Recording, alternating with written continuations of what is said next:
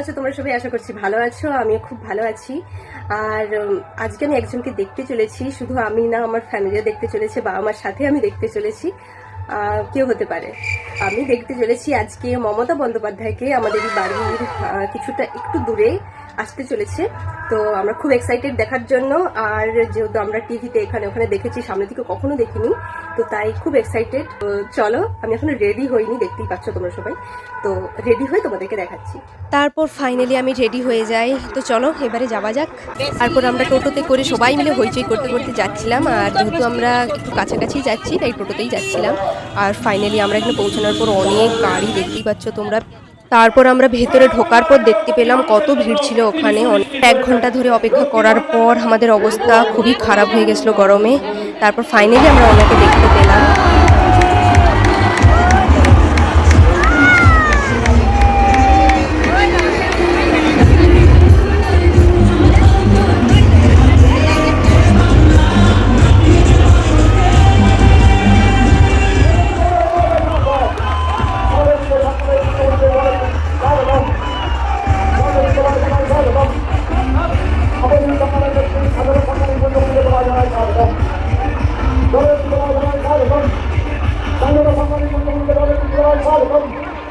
যখন কৃষক আন্দোলন চলছিল আপনাদের জেলায়, রক্তিমার আন্দোলন, চিত্তদাকে আমি অনেক ধন্যবাদ জানাই এই কারণে।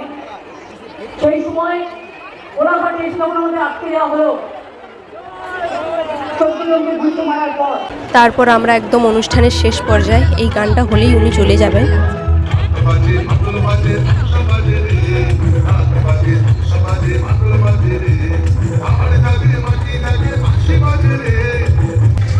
ফাইনালি উনি চলে যাচ্ছেন।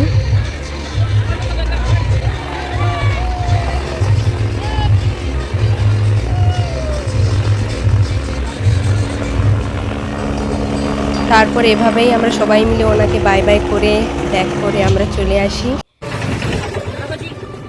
তো গাইস, ফাইনালি আমি বাড়ি চলে এসেছি, আর বাইরে প্রচুর গরম ছিল, গরমে অবস্থা খুবই খারাপ হয়ে গেছে। দেখে নিশ্চয়ই বুঝতে পারছো তোমরা কিভাবে বেরিয়ে গেছিলাম আর কিভাবে এলাম।